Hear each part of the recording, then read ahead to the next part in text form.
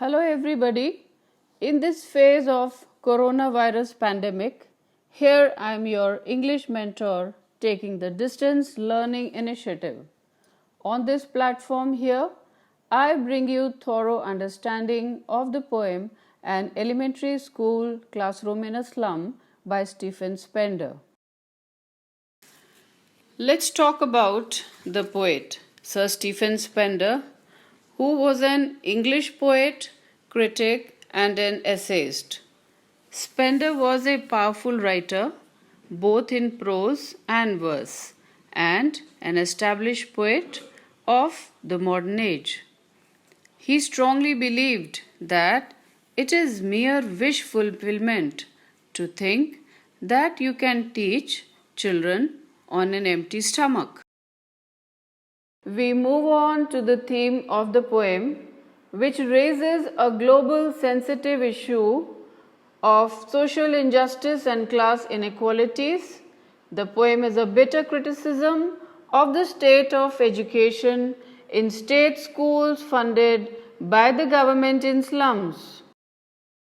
The poem is dominated by the use of similes, metaphors, and imagery, and I'll make you understand their meanings simultaneously as we move on.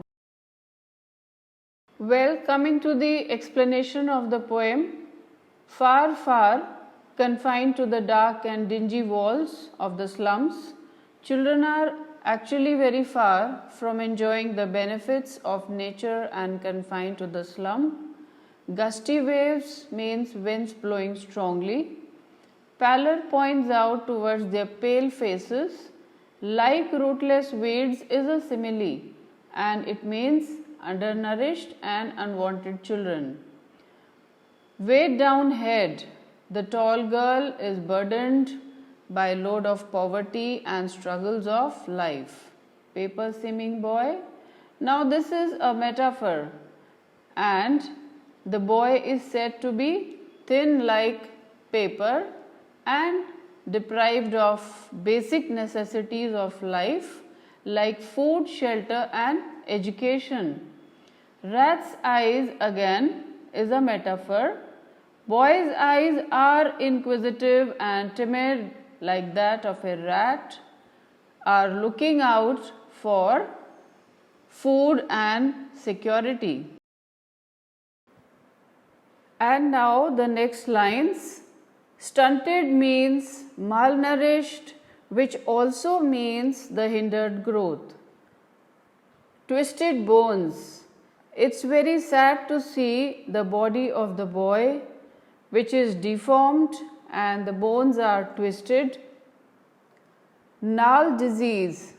This is a metaphor which describes the boy suffering from rheumatism that has left his body crooked. Reciting. By reciting, we mean that the small boy becomes carrier of his father's disease and poverty. Now, dim class, it means the boy at the back of the dim class sits unnoticed. His eyes live in a dream. He is hopeful and wishes to play outdoor games of a squirrel's tree game. Sour cream walls is symbolic of the decayed, dull, sick and repulsive environment in class, which suggests extreme poverty of the state slum school in spite of being funded by the government. Donations stand for the names engraved on the walls of the school of people who have donated money for that slum school. Now, Shakespeare's head, it's ironical, suggests value of education is minimal because of its high literary excellence that is of no use to the children over there. Next are the images of civilized dome, belt flowery, Tyrolese valley. These images refer to the natural beauty which the children are deprived of. open-handed map. It's symbolic of the world of progress and prosperity drawn at will by the dictators, is a mockery for the slum children. And finally, awarding the world its world suggests how the conquerors and dictators award and divide the world according to their whims. This world is the world of the rich and important people. And now, students, further we read, these windows in their classroom show the beautiful world outside the walls, which they shall never be able to own. Map shows the world of the rich. Future is painted with a fog, which is dark and foggy.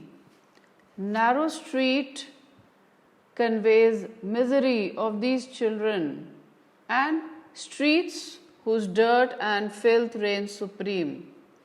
Lead sky is symbolic of hopelessness and despair, polluted with monotony of life. Rivers, capes, and stars of words.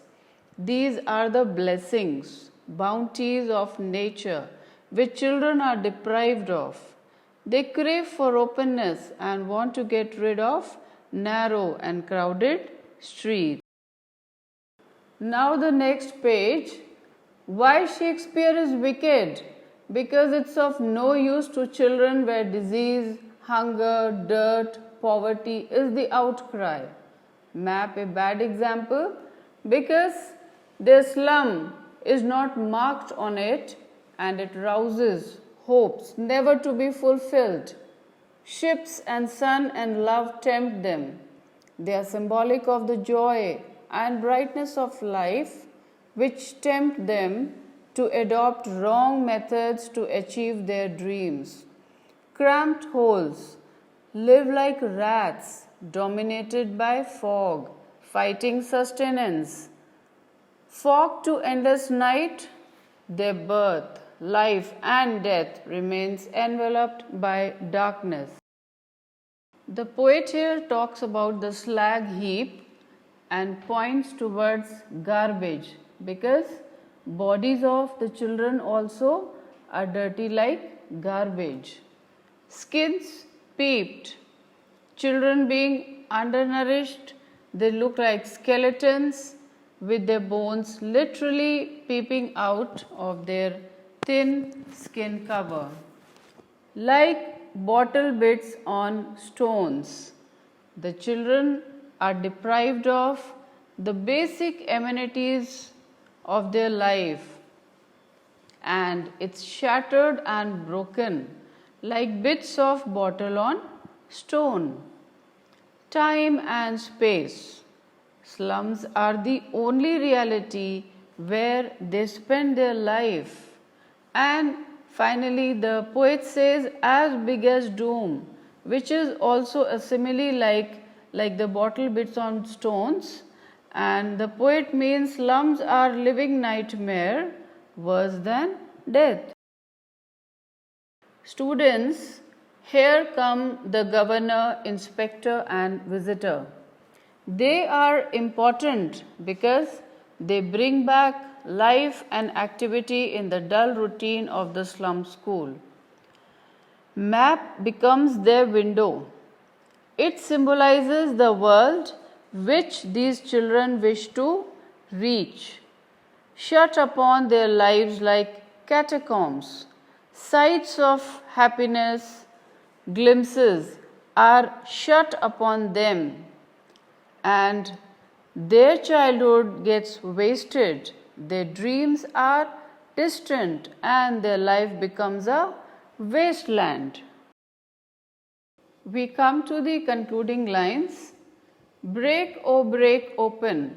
The poet hopes that these children would one day break free from the chains of the slums and rise above the cruelties and get economic justice. Show to green fields, which means breathe in the open air. and to be able to move around happily with freedom and not be troubled by the injustice of life. Run azure on gold sands, move around on the sea beaches, become carefree. Tongues run naked into books, that they get educated and be able to break free from the four walls of the slums. History is theirs, whose language is the sun. So, sun here refers to the light of education. Poet strongly feels that it is the education alone which can transform the world. Students, I hope you like the way I have explained the poem, and if you like my video, then like it and subscribe it. Thank you.